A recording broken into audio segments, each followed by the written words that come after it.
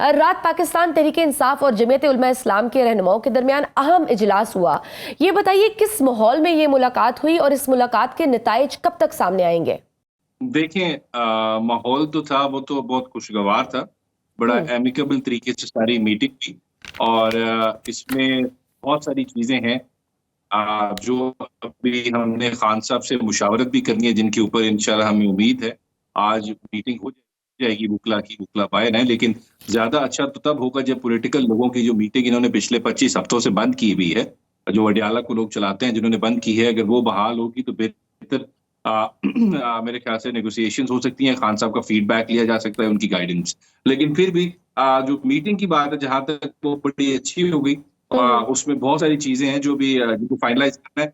Preliminary stage है अभी, initial stage आप कह सकते हैं। इसमें बहुत डेवलपमेंट होनी है। आपको पता है जब नेगोशिएशंस होती हैं, जब आपका कॉमन एजेंडा होता है, एक बात अच्छी है कि इसमें JUIF है, उनका जो एजेंडा है, हमारा एजेंडा और बाकी ऑपोजिशन पार्टीज एक चीज पे सब मुत्तफिक है। वो ये है कि इस मुल्क में आइन, कानून, जमहूरियत, बुनियादी हुकूक और रूल ऑफ लॉ को बहाल करना है। तो इस मुल्क पे एक फॉर्म 47 की हुकूमत जिस तरह इंस्टॉल की गई इलेक्शन को रिग करके, और उसके बाद बुनियादी हुकूक को जिस तरह पामाल किया जा रहा है, इस मुल्क में फस्तायत निज़ाम जो पेज है उसके खिलाफ खड़ा होना है। ये एक कॉमन सबका गोल है, सबका ऑब्जेक्टिव है और इसमें सब मुत्तफिक है। बाकी मोडालिटीज हैं, किस तरह एग्जीक्यूट करना है, इंप्लीमेंट करना है, ये सारी चीजें अभी तय होनी है। किस तरह साथ लेके सबको चलना। देखिए, तहरीक इंसाफ और JUIF के दरमियान एक लंबे अरसे से मुलाकातें तो जारी हैं। कुछ मुलाकातें मौलाना फजल रहमान की मौजूदगी में भी हुई हैं। इसके बावजूद अभी तक मामलात हल क्यों नहीं हुए? क्यों बार बार मुलाकातों की नौबत पेश आ रही है? फिर जिस तरह से JUIF अपने मुस्तकबिल के हवाले से कुछ वो तहफ़्फ़ुज़ात भी रखती है, वो कल हमारे साथ मौजूद थे JUIF के तर्जुमान, वो भी कह रहे थे कि हमें ऐसे लग रहा है जैसे संजीदगी नहीं है तहरीक इंसाफ के रहनुमाओं की जानिब से। नहीं, देखिए, संजीदगी तो बिल्कुल है। जाहिर ही बात है, अगर हम संजीदा नहीं होंगे तो कौन संजीदा होगा? क्योंकि इस वक्त जो इस पूरे अग्रेशन का, इस पूरी फस्तायत का जो अल्टीमेट विक्टिम है, जिसका सबसे ज्यादा जिसको नुकसान दिया गया है, वो पाकिस्तान तहरीक इंसाफ है। और उसकी सबसे बड़ी आपको जो शक्ल नजर आती है, वो खान साहब की इलीगल इलिजिटिमेट इनकार्सरेशन है, जो अभी तक उनको 600 दिन तकरीबन हो गए, लेकिन उनको अभी तक जेल में रखा हुआ है, गैर कानूनी, गैर आईनी तरीके से, बोगस केसेस में। तो जाहिर बात है हम लोग सीरियस हैं। कुछ चीजें हैं जिसपे देखिए, आप ये चीज समझें कि JUIF और जो PTI है, उनकी दोनों पार्टीज की जो पॉलिटिकल आइडियोलॉजी है, उसमें जमीन आसमान का फर्क है। उनके आपस में डिफरेंसेस भी हैं, वो कंपेटिटर्स भी हैं पॉलिटिकल, जब इलेक्शन की बात आती है। तो इस वजह से, लेकिन इस वक्त बात इलेक्शन की नहीं है, बात यह है जमहूरियत को बहाल करना है, आइन को बहाल करना है। तो उसके लिए कॉमन एजेंडा हमारा ये है। हमें उम्मीद है आगे आने वाले दिनों में फर्दर डेवलपमेंट्स होंगी, हमारी बातचीत चलती रहेगी और आपको अच्छे रिजल्ट नजर आएंगे। सब एक ही एजेंडे पे इकट्ठे भी होंगे और फर्दर मूव ऑन भी करेंगे। सर, असल में JUIF के अपने भी कुछ तहफ़्फ़ुज़ात हैं, क्योंकि मौलाना साहब पहले ही सियासी इत्तेहादों के डिस्से हुए हैं। दूसरी तरफ ख़ास तौर पर 2018 के नाकाम तजर्बे के बाद तहरीक इंसाफ खुद इत्तेहाद से कतराती है। लिहाजा अगर ये इत्तेहाद होता है तो आपको कोई लग रहा है कि लंबा चल पाएगा ये इत्तेहाद? देखिए, एक चीज मैं आपको बता दूं, ये जो हमारी कोलिशन है या इत्तेहाद है, बल्कि इसको बेहतर वर्ड है, जो हम इकट्ठे हुए हैं, इसको बहाल करना, जमहूरियत बहाल करनी है। लेकिन मिलकर इलेक्शन लड़ने का या मिल के पार्टनर्स बनने का या मिल के हुकूमत करने का ऐसा कुछ हमारा एजेंडा भी नहीं है। ना हमारा खान साहब ने इस चीज की हमें ज्यूरिसडिक्शन दी है कि हम इस चीज पे बात करें। हमारा मेन एजेंडा है, एक ही सिंगल पॉइंट एजेंडा है, इस फस्ताई हुकूमत जो है, इसको हमने इससे जान छुड़ानी है और हमने इस मुल्क में हकीकी जो इलेक्टेड गवर्नमेंट है, जो रिफ्लेक्ट करे true will of the people, जो आईन पाकिस्तान का प्रियम्बल कहता है, उसको बहाल करना है। और ऐसा प्राइम मिनिस्टर इस मुल्क में इलेक्ट होके आए जो अर्दी ना हो, जो किसी के हैंडलर्स की वजह से ना है, जिसको लोग इलेक्ट करें और एक साफ शफाफ इलेक्शन से वो इस मुल्क के मनसब पे बैठे, किसी के मरहूने मेहनत ना हो। हमने सिर्फ जमहूरियत और आइन बहाल करना सर, एक ये भी तो एतराज़ उठ रहा है ना कि जब अभी जिस हैंडलर्स की आप बात कर रहे हैं, फिर वही बात करते हैं कि तहरीक इंसाफ फिर उनसे बैकडोर रवाबत भी रखना चाहती है। वो चाहती है कि कुछ हमारे मुज़ाकरात पीछे भी चले और फिर आप JUIF के साथ भी और बाकी अपोजिशन पार्टियों को भी मिला के आप बात करते हैं जमहूरियत की। तो वो ये एतराज़ भी उठा रहे हैं कि फिर आप बैकडोर राब्ते या तो ख़त्म कर लें, फिर आइन और जमहूरियत की बालादस्ती की अगर आप बात करते हैं तो फिर सियासी जमातों के साथ बातचीत करें?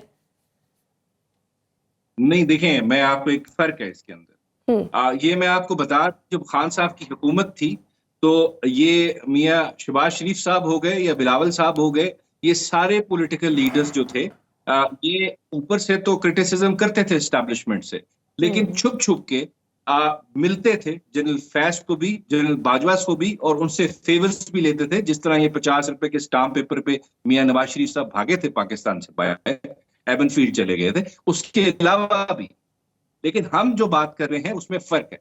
हम एक तो छुप-छुपा के बैकडोर चैनल्स की बात नहीं कर रहे। हम कह रहे हैं हम एस्टैब्लिशमेंट से बात करेंगे, लेकिन वो बात क्या होगी? वो बात ये नहीं होगी कि जी आप हमें स्पेशल फेवर्स दें, कि हमें आप एवनफील्ड अपार्टमेंट भेज दें बडियाला से निकाल के, या हमें सुरूर पैलेस जद्दा। सिर्फ एक बात कर रहे हैं जी, हम बैठेंगे, एस्टैब्लिशमेंट को एक बात करनी है। देखिए, इस मुल्क का आईन है, आपके सामने है, इस मुल्क के आईन में आपका एक रोल लिखा हुआ है। देखिए खान साहब, देखिए एक चीज मैं आपको बता दूं, ये जो हमारी कोलिशन है या इत्तेहाद है, बल्कि इसको बेहतर वर्ड है, जो हम इकट्ठे हुए हैं, को बहाल करना, जमहूरियत बहाल करनी है।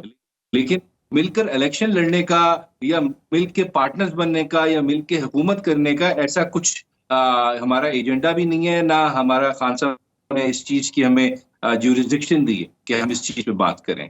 हमारा मेन एजेंडा है, एक ही सिंगल पॉइंट एजेंडा है, इस फस्ताई हुकूमत जो है, इसको हमने इससे जान छुड़ानी है, और हमने इस मुल्क में हकीकी जो इलेक्टेड गवर्नमेंट है, जो रिफ्लेक्ट करे true will of the people, जो आईन पाकिस्तान का प्रियम्बल कहता है, उसको बहाल करना है। और ऐसा प्राइम मिनिस्टर इस मुल्क में इलेक्ट होके आए जो अर्दी ना हो, जो किसी के हैंडलर्स की वजह से ना है, जिसको लोग इलेक्ट करें, और एक साफ शफाफ इलेक्शन से वो इस मुल्क के मनसब पे बैठे, किसी के मरहूने मेहनत ना हो। हमने सिर्फ जमहूरियत और आइन बहाल करना। सर, एक ये भी तो एतराज़ उठ रहा है ना कि जब अभी जिस हैंडलर्स की आप बात कर रहे हैं, फिर वही बात करते हैं कि तरीके इंसाफ फिर उनसे बैकडोर रवाबत भी रखना चाहती है। वो चाहती है कि कुछ हमारे मुज़ाकरात पीछे भी चले, और फिर आप JUIF के साथ भी और बाकी अपोजिशन पार्टियों को भी मिला के आप बात करते हैं जमहूरियत की। तो वो ये एतराज़ भी उठा रहे हैं कि फिर आप बैकडोर राब्ते या तो ख़त्म कर लें, फिर आइन और जमहूरियत की बालादस्ती की अगर आप बात करते हैं तो फिर सियासी जमातों के साथ बातचीत करें।